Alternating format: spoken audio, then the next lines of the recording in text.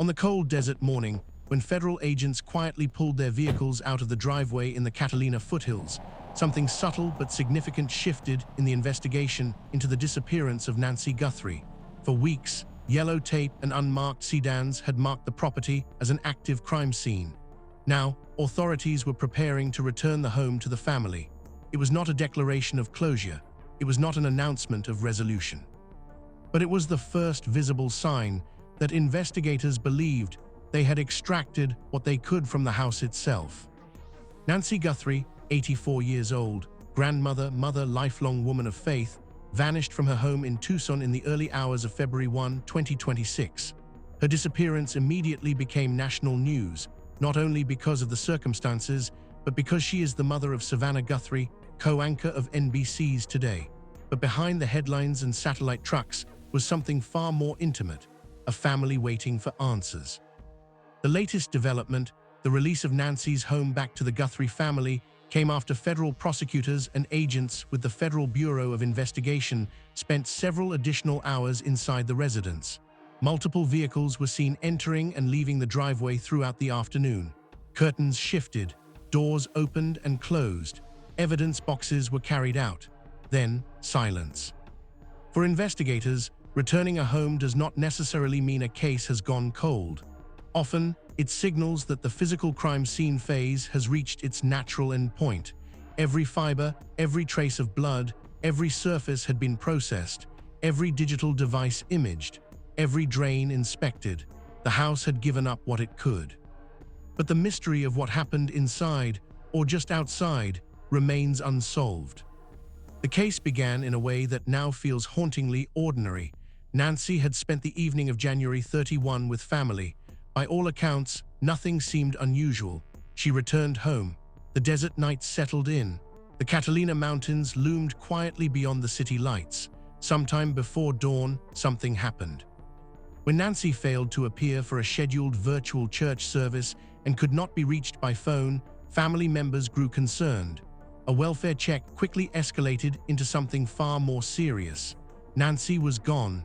There were no obvious signs of forced entry, no overturned furniture, no shattered windows. But outside, on the brick porch, investigators found droplets of blood. Subsequent testing confirmed the blood belonged to Nancy. The discovery immediately shifted the case from a missing persons investigation to a suspected abduction. Then came the footage. Days into the search, authorities released a doorbell camera image that would become the defining visual of the case.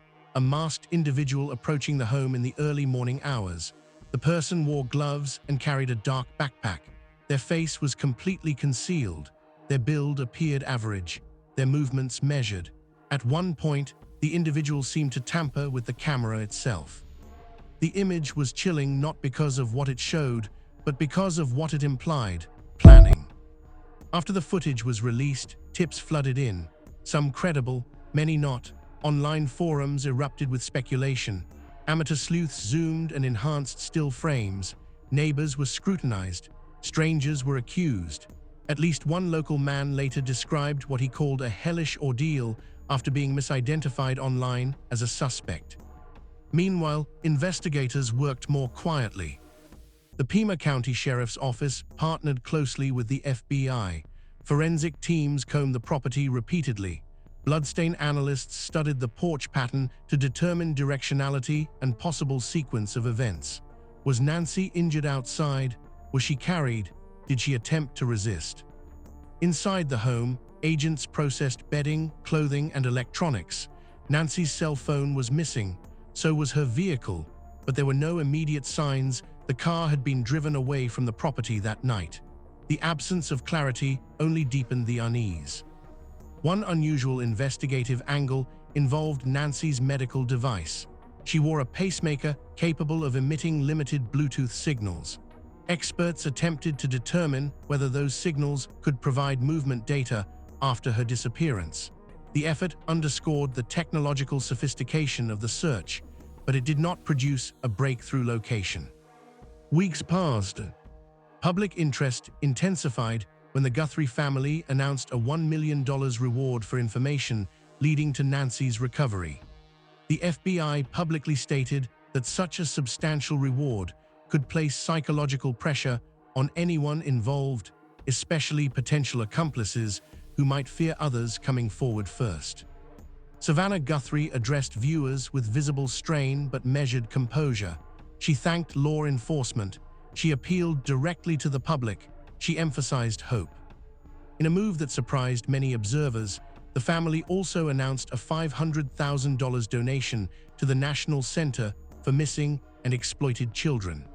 The gesture reframed the narrative from private tragedy to broader advocacy, a recognition that thousands of families endure similar uncertainty without national cameras focused on their pain.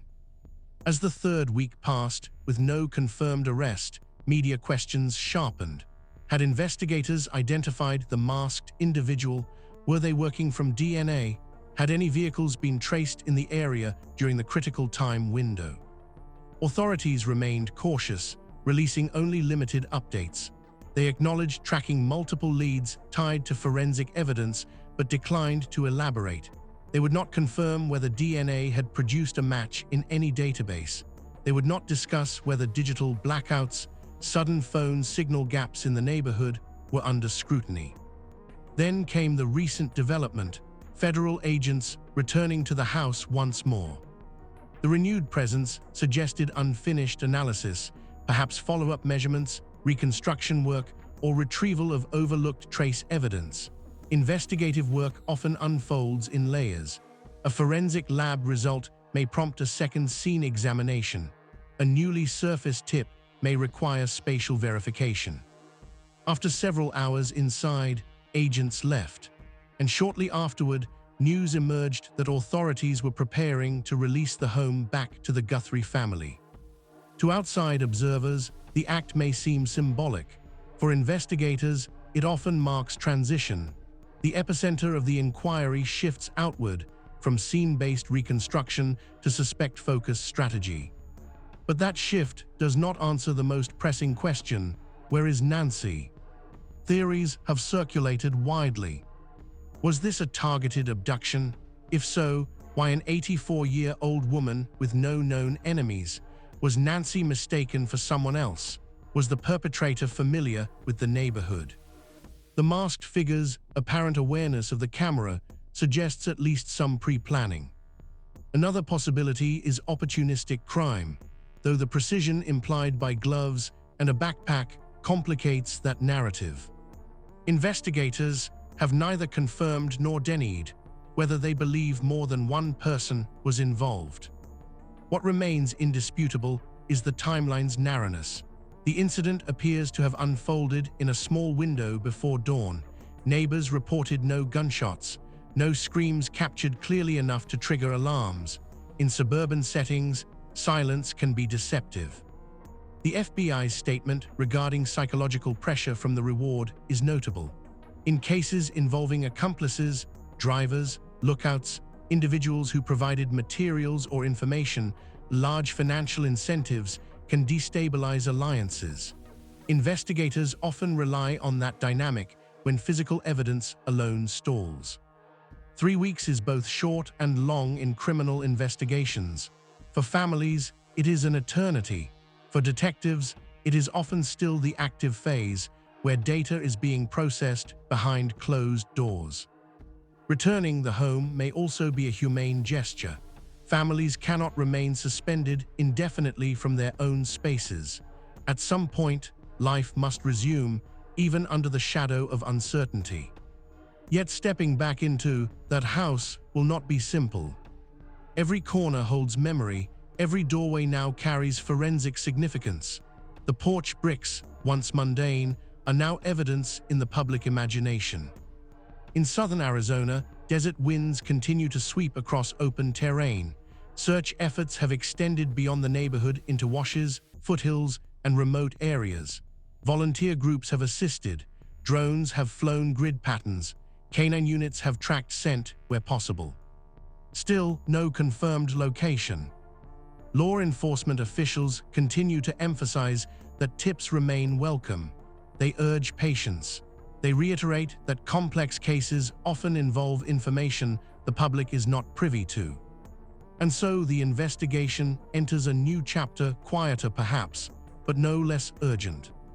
The house lights may come back on soon. The family may walk through their front door again. But the question that first echoed on February 1 remains unchanged. What happened in those early morning hours? Until that question is answered, through arrest, confession, discovery, or recovery, the disappearance of Nancy Guthrie will remain one of 2026's most unsettling, unresolved cases. Authorities say they will continue to follow forensic leads. They will continue to evaluate digital data. They will continue to assess behavioral patterns linked to the masked individual seen on camera.